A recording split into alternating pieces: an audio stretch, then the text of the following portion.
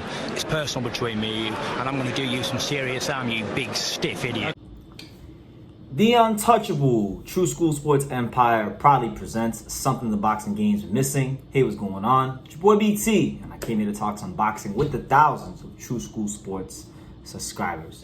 All right, so you guys thought that I was just covering Stephen Fulton because he was fighting Inoue, but nah, man. I got a lot of respect for Stephen Fulton. He is one of the most honorable fighters coming from the USA, and he is one of the true old school Philadelphia fighters. So I got a lot of respect for him. Yeah, he came up short against the monster, but there's no shame in that. I still think he's an amazing fighter, and I'm still going to be following his career and making videos about him with a lot of interest here on True School Sports. So with that being said, and with that being established here on True School Sports, I never got a chance to talk about this because I've had a long week and whatnot. But Stephen Fulton, he went to Twitter and gave his first words after the Inoue loss.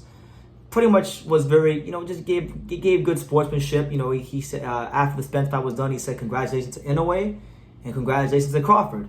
Very simple, very to the point, but still sportsmanship was displayed by Stephen Fulton. There was no excuses or any of that. It just says congratulations to both fighters that came out victorious. Now, one guy tweeted to Stephen Fulton that he hopes that he gets a rematch with Inoue and that he knows the outcome will be different. Stephen Fulton has expressed his desire to get a rematch with Naoya Inoue. Now, that doesn't look like it's going to be anytime soon, if it ever happens at all, because for one, Naoya Inoue's promoter, Hideki Ohashi, has already stated that Marlon Tapala's undisputed fight is what they're looking at next. And then after that's concluded, they're looking at either defending the belt against Jamil Casimiro or Louis Netti, right? So you're looking at probably two more fights at 122 before he goes to featherweight. Now, Fulton already had plans of going to featherweight before the Inoue fight to fight Brandon Figueroa. Maybe he can go up there. I think his best path to an Inoue rematch would have to be, winning a world title. And it doesn't matter who it's against. He just needs to get his hands on a title.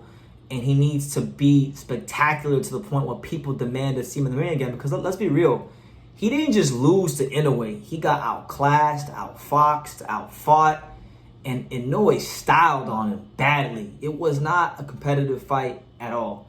And I was underwhelmed by the performance of Stephen Fulton. I don't think it was for lack of trying. I just think, sometimes when you can put two top-class A-level fighters in the ring, sometimes it can bring out the best in one fighter and make another fighter look like he's trash. And that's what it looked like.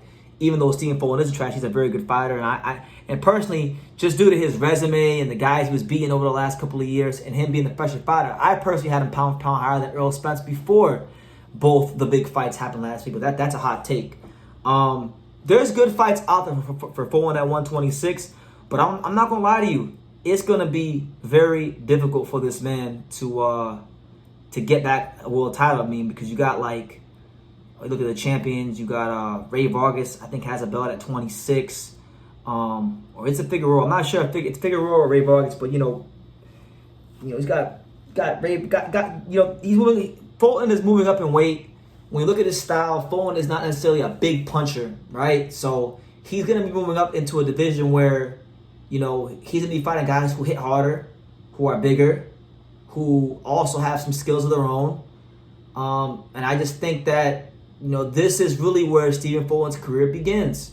It's very easy to look. I don't want to say it's not easy at all. But what I'm saying is, it's easier to win that first world title or even unify for the first time.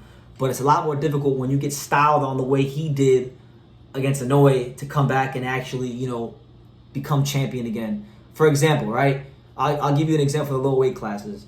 Cal Yafai was a fighter that was WBA champion, was looked at for years to be the weakest champion of the bunch, but still a good solid champion, defended the belt, I believe, 5 or 6 times before ultimately getting knocked out by Romo Gonzalez in 2020.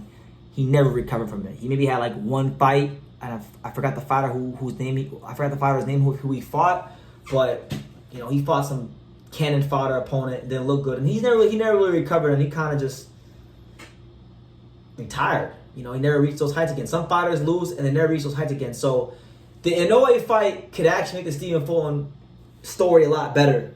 And he gets a chance to really prove his greatness to the world. because now he's moving up into a weight class where there's going to be harder fights. You know, you got guys like, you know, if I just look at, just going for the rankings, right?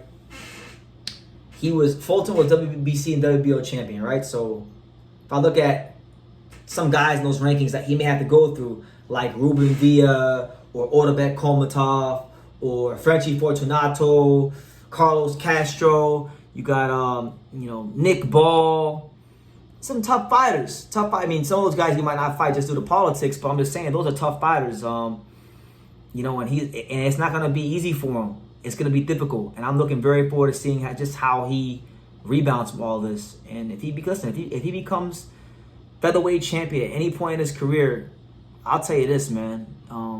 It'll be to the point where, I mean, I don't know where I would rank Stephen Fulton all time as far as like the great Philadelphia fighters, but to me, for him to have lost the way he lost to Inoue, if he comes back to become featherweight champion, to me, he's like a top 10 Philadelphia fighter ever, point blank, period. And I know there's been a lot of great Philadelphia fighters, so maybe that's a bold statement, but that's genuinely how I feel it's going to be, because this featherweight division, it's not easy. There's no easy pickings, and he's not a big puncher.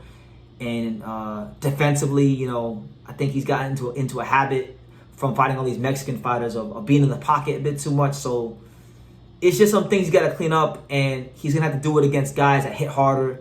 And I'm looking forward to seeing how it all goes. You know, I'm rooting for him. I like him. There's definitely some good fights at featherweight for him. And he's expressed his desire to fight Inoue in a rematch. So his best bet to do that is to get a title. And that's just what it's going to be. So let me know what you guys think. I know he got his ass whooped in the fight, but if Stephen Fulton actually becomes champion again at featherweight and actually prove himself, would you guys want to see Inoue fight Fulton at 126? Let me know what you guys think in the comments down below. Maybe it'll be the road to Inoue Fulton 2.0. Make sure you guys take the time to subscribe. And like I say in every single one of these videos, you can love me or you can hate me, but I'm just a kid from Daniel. So until next time, take care, guys. Thank you for watching another video on the untouchable True School Sports Empire. We're here at the Hatanaka Boxing Gym in Nagoya, Japan. And for more great videos just like this one, make sure you guys click right here.